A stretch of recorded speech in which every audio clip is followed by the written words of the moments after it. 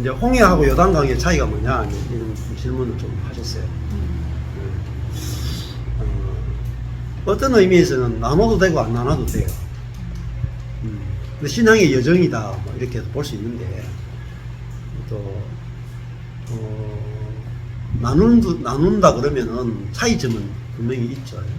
이제 홍해를 건너는 것은 누구하고 건너냐? 모세하고 함께 이제 홍해를 건너게 되고, 요단강은 여호수아와 함께 이제 건너게 되고, 홍해는 건너봤자 광야고, 요단강 건너면은 가나안이 펼쳐지죠. 그 차이점이고, 홍해는 갈라놓은 걸 들어가는 거죠. 근데 요단강은 발을 디디니까 갈라지는 거죠. 뭐가 차이가 있겠어요? 홍해 가르는 것은 구약을 상징하고, 요단을 가르는 것은 신약을 상징해요. 그러니까, 홍해는 하나님만 단독으로 사망 속으로 들어가는 걸 말해요. 근데 요단강은 사람과 하나님이 연합되어서 들어가는 거예요. 그러니까 제사장이 언약궤를 어깨에 메고 발을 디디죠. 그러니까 그건 하나님과 사람의 연합을 상징해요. 그러니까 사람이 어떤 사람이냐면은 제사장이 언약궤를 맸다는 것은 사람이 하나님의 임재를 옮기는 존재가 됐다는 거예요. 그래서 다윗이 언약궤를 옮겨올 때 그 소를 가지고 이렇게 구루마에 이렇게 하나님을 잘 섬기겠다고 구루마에 몰고 오다가 네, 소가 이제 날뛰게 되죠. 우싹 하다가 죽었잖아요. 내가 하나님을 돕겠다고 언약궤를 딱 만졌다가 죽잖아요. 유명한 사건이에요. 그 말은 하나님은 소가 옮길 수 없는 하나님이다. 하나님은 소와 연합이 안 돼. 하나님은 사람과 연합하기를 원하신다라는 의미가 있어요. 그래서 요단강은 이제 하나님과 사람이 연합되어서 또 그리스도와 내가 연합되어서 사망으로 들어가죠. 그리고 함께 이제 부활하잖아요. 그리고 어디에 들어가요? 하늘에 들어가는 거예요. 요단 그 가나안 땅이 하늘을 상징한단 말이에요. 그게 천국이죠. 진짜 안식에 들어간단 말이에요. 그리고 거기서 이제 가나안의 모든 풍성함을 이게 누리게 되잖아요. 근데 이제 홍해를 건널 때는 이제 그 홍해를 건널 때는 사람이 홍해에 못 들어가요. 믿음도 없죠. 들어갈 수 있는 믿음도 없어요. 이제 모세와 율법과 함께하는 사람은 믿음이 없었기 때문에 못 들어가잖아요. 그래서 하나님이 먼저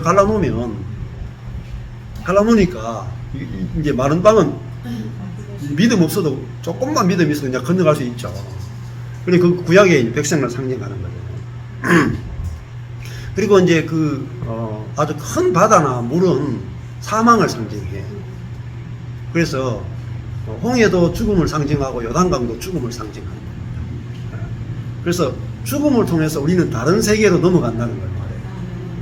또 죽음을 통해서만 우리는 어떤 세계에서 해방된다는 걸 말해주고 있고, 그래서 애국하는 것은 사단의 나라를 상징하는데, 사단에서 이제 해방되려면 반드시 죽음을 통과해야 된다는 것들을 우리에게 보여주는 게 홍해와 요단강의 차이라고 볼 수가 있죠.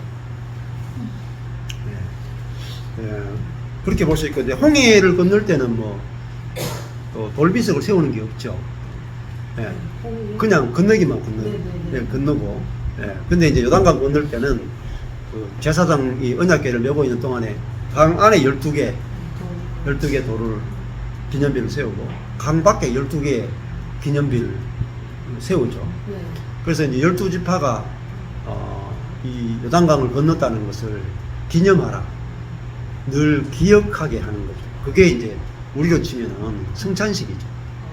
우리가 그리스도와 함께 언약궤와 함께 죽었고 언약궤와 함께 부활했다라는 것을 보여주는 거죠.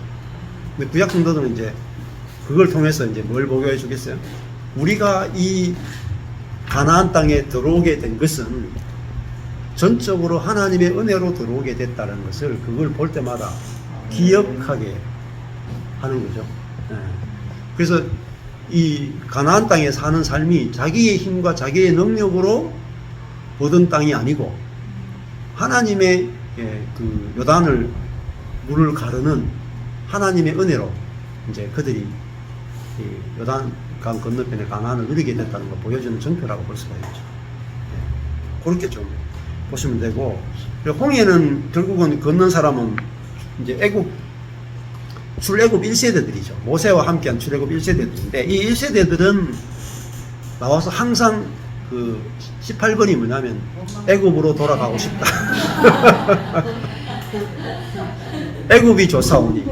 그게 광야가 너무 힘들어서 애굽으로 애굽에 있는 그 마늘을 먹고 싶다, 부추를 먹고 싶다, 참외를 먹고 싶다, 고기를 먹고 싶다. 늘 18번이 애굽이었어요. 근데 그냥 세상을 좋아하는 거죠. 세상 정욕을 못 이긴 세대죠. 세상 정욕. 그러니까 여전히 광야는 뭐냐면 다른 말로 사단이 지배하는 곳이라 뜻이에요. 여전히 애굽에서 나왔지만 사단에 지배당하는 상태를 보여주는 것이 이스라엘 백성의 상태라고. 근데 예수와 함께 요단을 건넌 사람은 이제는 광야가 아니라 젖과 꿀이 흐르는 땅, 그죠? 가나안에 들어가서 가나안을 누리죠. 그걸 이제 신약 시대의 예표라고 볼 수 있어요.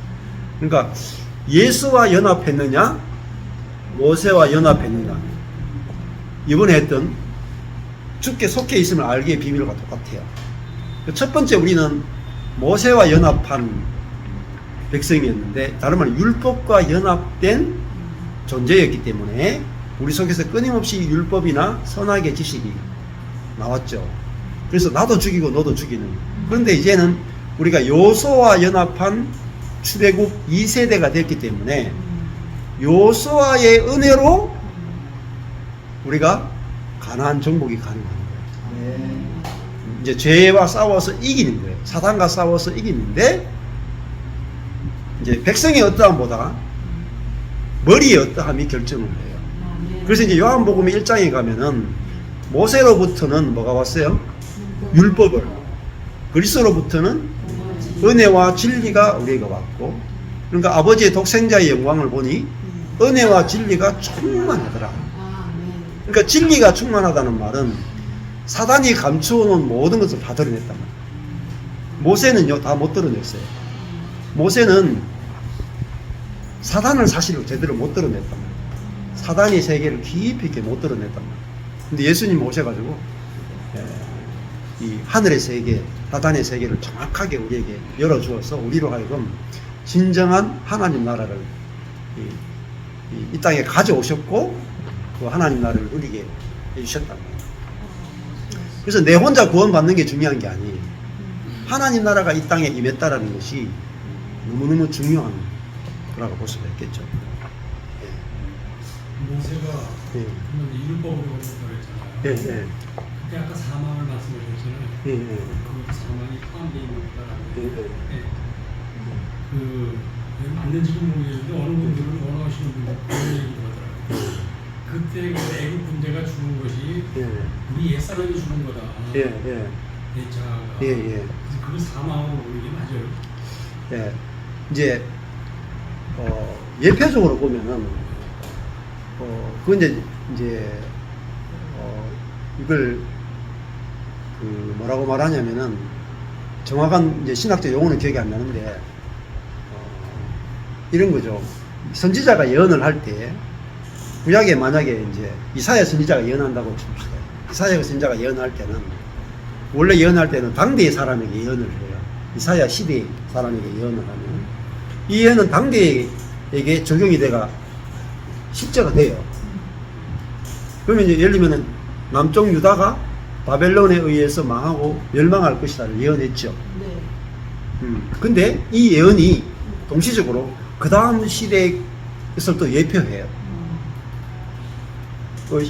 그리고 또 그 다음 시대까지 예표해요. 그래서 이것이 종말에까지 이사야의 예언이 다중적이에요. 다중적이다. 그래서 홍해가 아까 전에 그 그 모세와 함께 걷는 홍해를 상징을 하기도 하지만은 또 홍해 자체가 또 아까 전처럼 홍해가 옛사람의 죽음을 또 동시적으로 예표하게 돼요. 그래서 원어를 하시는 분의 좀 단점은 하나의 사건은 하나의 예표로만 이렇게 맞춰요. 그러면 이게 다중적인 이게 적용 부분에서 좀 미스가 생길 수가 있거든요. 그래서 우리가 그 여러 가지 다양한 의미로 해석될 수 있는 게 굉장히 많아요. 아까 전에 다나토스라는 단어도 그것이 어떤 우리의 옛사람의 죽음이나 이것만 상징하는 게 아니고 그냥 일반적인 뭐 개가 죽을 때도 다나토스 하기도 하고 뭐 이런 식으로 다양한 의미로 쓰거든요. 근데 그런 것들은 그 문장 안에서 어떤 의미로 쓰느냐도 되게 중요해요. 그래서 예를 들면 뭐 아델포스라는 그 원어 성경 연구 단체가 있어요. 거기도 굉장히 깊게 푸는 데 원어를 거기 보면은 땅에 대해서도 에레츠라는 땅이 있고 또 뭐 다른 종류의 몇 가지 땅이 있어요. 근데 그 원어가 다르기 때문에 그 땅이 다른 종류의 땅이라고 해서 그걸 다 분리해서 설명을 쫙 해나가요. 그 사람이 거기에 너무 맞는 게 많으니까 어린이 돼요. 근데 있잖아요, 여러분이 성구 사전 있잖아요. 딱 펼쳐가지고 성경을 쫙 읽어보시면 우리 언어를 생각해 보세요. 예? 예를 들면은 봉지가 있고 경상도에서는 봉다리, 뭐 같은 의미죠. 여러분 같은 단어가 여러 개 우리나라 말로 쓰이잖아요. 그런 경우가 많죠. 근데 예를 들면은 해석을 할 때에 그게 우리 어느 전통에서 왔느냐면 유대인의 전통이에요. 유대인들은 어떻게 성경을 해석했냐면은 시편 같은 경우에 해석할 때 예를 들면 여호와는 나의 목자신 내게 부족함이 없어져 쭉 나가잖아요. 막대기와 지팡이 나오죠. 막대기는 어떤 의미가 있다. 지팡이는 어떤 의미가 있다. 완전히 구분해서 해석해요. 근데 아까 전에 돌아가 보세요. 갈라디아서 바울이 썼죠. 할례나 무할례가 아무것도 아니로되 아까 전에 새로 지으심을 받은 자뿐이니라 했죠. 근데 새로 지으심을 받은 게 뭐예요? 사랑으로 역사하는 믿음뿐이다 그러죠. 분명히 단어가 다른데 같은 뜻이죠. 이게 이제 문학적인 거예요. 그래서 우리가 성경을 해석하는 다양한 방법이 있는데 문학적 해석도 있고 역사적 해석도 있고 뭐 어원적 해석도 있고 또 그다음에 그 지리적 배경도 알아야 되고 역사적 배경도 알아서 또 문맥도 맞춰야 되고 그리고 아주 다양하게 해석될 수 있다는 사실을 알아야 되는데 신학교 가서 조금 안 졸고 들으신 분들이 좀 잘 알 수 있어요. 근데 신학교 가서 졸고 주무시는 분들이 많이 계세요. 하나님이 깨 계시다고. 그래가지고 그러니까 졸았던 분들이 나와서 아무 단체나 가서 막 성경을 배우다 보면은 이걸 이제 성경이 문학의 장르 안에 들어있다는 사실을 오해해서 이상하게 해석하는 경우가 되게 많아요. 그래서 어떤 의미에서는 정규 신학교 과정을 거치는 것도 필요해요. 그런 의미에서 상식 수준에서의 성경 해석이 일단 먼저 되고 그 다음에 영적인 해석이나 이런 부분들은 이제 따라가고 같이 보완되어지고 이런 부분들이 필요해서 그래서 이제 제가 말씀드린 것처럼 내가 해석이 된 다음에는 형제 자매들하고 교통이 필요해요. 근데 이 교통이 쉬운 게 아닙니다. 왜냐하면 사람에게 제일 옛사람의 본성이 뭐예요? 내가 옳다. 내 해석이 옳다. 그래서 그 말은 뭐겠어요? 아직 사단에게 속해 있다고. 내가 정말 그리스도께 속해 있으면 내 해석이 옳다 할더라도 다른 사람의 해석을 들을 수 있어요. 안 그렇겠어요? 그러니까 이 해석이 옳으냐 저 해석이 옳으냐에 집착하는 것은 어떻게 보면 문자에 너무 집착이 되는 거예요. 그래서 아까 전에 OX가 아니고 OX. 이 해석이 옳으냐 그르냐가 아니고 하트. 형제를 살리느냐 못 살리느냐. 그렇죠? 이걸 가름하면 이걸 6이라 그러고 OX는 6이라 그러고 하트는 0이라 그러고 0은 살리는 것이니 6은 무익하다. 성경에 답이 다 있습니다. 안 보일 뿐이에요. 여러분이 눈이 밝아지면 다 보입니다. 성경이 말하는 게 다 알아줍니다. 근데 생각이만 예, 예. OX로 하시지 말라고 했는데 예. 그 홍해를 걷는 것이 예. 이제 어떤 분들은 우리의 옛 장어가 죽은 것이다 예, 예. 라고 이제 해서 펼쳐나간다면 예. 아니 옛사람이 죽었으면 광야에서 왜 그리고 율법을 왜 그 뒤에 이미 구원을 받았는데 예. 그걸 율법을 왜 받느냐는 얘기죠. 예. 그렇죠. 그 해석은 좀 틀린 거 아닌가 싶어서요. 예, 예. 예. 예전에 김성수 목사님 그렇죠. 홍해는 세상으로부터 구원받는 것이고 그런 거. 그다음에 요단강은 예자로부터 그게 맞는 거. 그게 맞는 거. 그게 맞는 거 표현하셨어요. 예, 그렇죠. 근데 그런 이제 해석은 성경에 예. 만약에 거기에 맞으면은 예를 들면 신약에서 그걸 정확하게 표현해 주는 곳이 있어야 돼요. 중요한 게 원칙이. 그래서 우리가 성경을 해석할 때 이렇게 저렇게 해석할 수는 있어요. 그걸 가지고 자유롭게 이야기할 수 있어요. 근데 내가 해석되어진 그것이 성경 안에 지지해 주는 본문이 반드시 있어야 돼요. 근데 그거를 그냥 이게 이런 의미이겠다, 이런 의미이겠다로만 하면은 어떤 문제가 생기냐면은 자, 이렇게 해석할 수 있어요까지 하면 괜찮은데 이것만이 전부입니다로 가게 될 확률이 높아요. 그러면요 다른 형제하고 부딪혀 말싸움에 그래가지고 그것이 더 갈라지게 만드는 원인이 되기도 하거든요. 그래서 볼수 있다 이렇게 그렇죠. 그것이 그래서 성경을 해석할 때 그 해석이 우리에게 영적으로 유익하냐 그걸 보셔야 돼요. 유익하냐.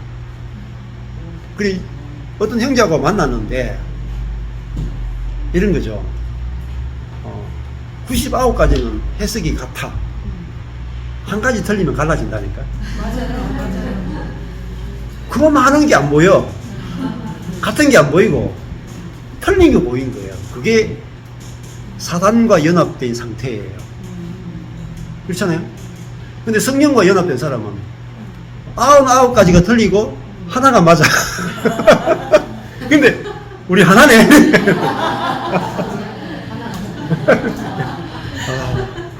그러면 예를 들면 이런 거죠. 여기 왔는데 구원파에서 왔느냐, 다락방에서 왔느냐, 지방교에서 왔느냐, 교파교에서 왔느냐, 이거 갈라먹게 하면 남는 게 없어. 근데 우리 딱 하나잖아요. 우리가 다 주께 속해 있는 사람이구나. 요거 하나만 제가 오늘 이번에 이야기한 그것밖에 없잖아요. 주께 속해 있으면 알기. 요거 딱 하나를 가지고 우리가 보게 되면 하나됨이 유지되고 여기서 벗어나면은 말로 할 수 없이 짝깔리죠. 그게 기독교의 역사예요. 역사. 이게 구원파 교회냐, 지방교회냐, 경산의 교회냐, 서울의 교회냐 이렇게 따지기 시작하면 이거 모일 필요 없어요. 여러분 교회 가가지고 열심히 신앙생활. 예? 아멘인데요. 아멘이죠. 네. 네. 뭐 이렇게 만나서 얘기하다 보면은 네. 상대방이 질문을 해. 그렇죠. 넌 천년왕국에 대해서 어떻게 생각하냐? 그렇죠. 이렇게 되면 이제 아는 거로 설명해야 되는데 예. 여기저기서 듣다 보니까 그렇죠. 내가 정리가 안 돼 있으면 얘기 못 하겠는 예. 거예요. 저는 이제 그럴 때 방법이 있습니다. 잘 모르겠습니다. 잘 모르겠습니다 하면 하나가 되죠. 내가 천년왕국은 잘 모르겠는데 내가 그리스도는 확실히 압니다. 아까 전에 했잖아요. 천국 문 앞에서 예수님이 천년왕국에 대해서 어떻게 생각해요? 이렇게 안 물어봐요. 그렇죠. 그럴 줄 알았어. 이 휴거가 뭐냐 이렇게 안 물어보신다니까. 딱 한 가지 물어요. 이 남편 데려와라. 여보 하고 들어가면 되는데 그게 뭐 휴거 날짜 따지고 뭐 아이고 참 복잡한 거예요.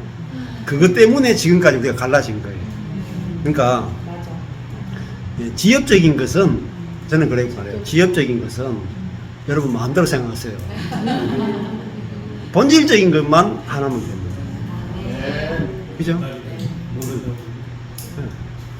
우리가 그리스도 안에 속해 있는 형제자매를 보니까 여러분이 지금까지 어느 교회에 속했던 게 보입니까?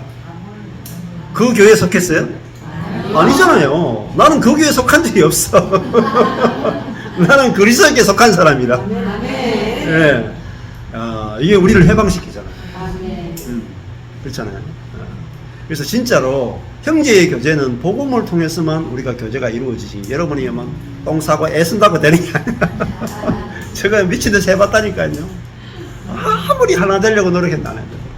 그래서 지식 안에서 되지 않고 그리스도 안에서 되는 거예요. 근데 이런 말씀도 있잖아요. 네. 그 마을에 들어가서 복음을 전하는데 안 받을 때 멀리까지 그렇죠. 들어가잖아요. 그렇죠. 우리가 주변에 사람들하고 얘기를 할 때 복음을 전하는데 이 복음이 안 받아들여. 예, 예. 잘못됐다고 오히려 막 뒤집어 씌워. 예. 그럴 때 그냥 절단을 해야 돼요? 아니면 그냥 맞는 거 하나 가지고 그냥 피스 죽어요? 예. 이제 그 집에 이제 평안을 빌어주죠. 그럼 내 쪽에서 뭐 억지로 끊을 필요도 없고, 내 쪽에서 억지로 만날 필요도 없고, 우리는 그거잖아요. 성령이 우리를 이끌어서 만나게 하면 만나고, 성령이 이제 안 만나게 하면 안 만나는 거죠. 그렇잖아요? 그러니까, 먼지를 떨어버려라 하는 게 막 억지로 뭐다 하라는 게 아니고, 우리 복음도 막 억지로 전하는 게 아니잖아요. 그러니까, 아무것도 들고 가지 마라 하잖아요. 심지어, 그래서 이제, 아무것도 들고 가지 말고 그냥 가라는 말이, 뭐, 돈을 들고 가지 마라 이런 뜻이 아니고, 그냥 가서 그 사람에게 평안을 빌고, 그냥 복음을 이렇게 인사를 하고, 교제를 하고, 복음을 이야기했는데, 그 사람이 받아들이면 그 사람과 그 사람 집에 유하고, 안 받아들이면은 그냥 떠나는 거죠. 그 지금은 아닌 거잖아요, 지금은. 그럼 돌다 보면 때가 되면 이 사람한테 왔을 때 또 이 사람이 받아들일 수 있는데, 뭐 쉽게 하면 이런 겁니다. 이제 여러분이 지금 식사하실래요? 아니요, 안 먹었는데 뭐. 억지로 먹이려고 하면 됩니까? 근데 지금은 안 먹겠다 했다고 좀 이따가 안 먹겠어요? 여러분 2시간 지나고 나면 여러분이 싹 바뀌어요, 인간이. 식사하시려고 하면 자자! 그러니까 그건 뭐냐면 때를 기다리라는 뜻입니다. 같은 사람이라도 때가 있어요. 그래서 전도서 보면은 들어갈 때가 있고 나갈 때가 있고 일어설 때가 있고 앉을 때가 있고 죽을 때가 있고 살 때가 있고 애를 낳을 때가 있고 뭐 이런 때가 있단 말입니다. 때가 타게 중요한 거예요. 그래서 우리가 그 주님의 일하심 안에서 우리가 그 동행을 하게 되면 쉬워진다고 볼 수가 있어요. 근데요, 목사님, 요즘은 지방교회가 어떻게 말하냐면요, 하나님이 사람 되시면 사람이 하나님 되기 위함이다 이렇게 가르치거든요. 그래서 그 말 때문에 지금 이단으로 찍혔어요. 하나님이 사람 되시면 사람이 하나님 되게 하려 합니다. 이렇게 가르치는데요. 그렇죠. 근데 그 말을 이제 조금 이제 오해할 수 있는 게 있죠. 그 말이 이제 꼭 이단적인 말은 아닙니다. 왜냐하면 교회사 가운데 그런 말을 한 적이 많아요. 특히 동방정교회 쪽에서는, 나 이쪽에서도 뭐 그런 표현을 다 썼어요. 그래서, 우리가 하나님처럼 된다. 하나님과 같아진다. 또, 뭐, 베드로 같은 경우에도 신의 성품이 아니고 신의 본성에 참여한다. 라는 표현을 쓰고 있거든요. 정확하게. 그러니까 그거는 이제 그거를 이제 합일로 보니까 문제가 되죠. 근데 연합으로 보면은 당연하잖아요. 안 되는 게 이단이지. 안 그래요? 우리가 그리스도의 모든 풍요함에 참여돼야 이게 정통이지. 그리스도는 그리스도고 나는 나다. 그거 복음이 아니잖아요. 예. 그래서 이제 그걸 어떤 입장에서 그 표현을 쓰느냐가 우리가 중요하죠. 어떨 때는 이제 우리가 과장법으로 쓸 수가 있어요. 성경에도 보면 과장법이 있습니다. 그래서 예를 들면은 우리를 이렇게 해서 신이라 그랬지 않느냐 이런 표현을 쓴단 말이에요. 예를 들면은. 근데 이제 과장법을 여러분 아셔야 돼요. 문학을 그냥 기본적인 국어를 할 줄 알아야 돼요. 예를 들면 다윗이 천만인이 나를 애워 산다 할지라도 내가 두려워하지 않겠습니다 이랬잖아요. 사기예요. 내 한 사람 옆에 1000만원이 어떻게 둘러싸요? 안 그래요? 기껏해봤자 뭐 100명 1000명이고 뭐 이런 1000만인이 근데 그건 문학적인 과장법이잖아요. 근데 그런 과장법을 통해서 이야기하고 싶은 게 있잖아요. 그 마찬가지로 예수님이 우리를 향해서 신이라 그랬지 않느냐 이런 것도 우리가 문학적인 어떤 방법이나 여러 가지를 가지고 우리가 다양하게 이제 바라보거나 해석하는 것도 또 필요해요. 다양한 관점이 필요해요. 제 생각엔 그건 하나님의 영이 그 안에 있기 때문에 천만인이 당할 수 없다라는 그런 표현을 쓴 것 같은데요. 예. 방법이 아니라. 예. 그렇죠. 근데 이제 그 실제적인 이제 문자로 보면 그렇다는 거잖아요. 예. 문자적으로 해석을 하면 예. 문자로 해석하면 이제 그게 과장법에 해당되고 성경은 많은 과장법을 씁니다. 그리고 의미적으로 쓰기도 하고 어떨 때는 14만 4천 이런 것도 마찬가지죠. 정확한 숫자가 아니고 의미적 숫자잖아요. 그런 게서 문학적인 그걸 가지고 해석하는 것들이 필요합니다.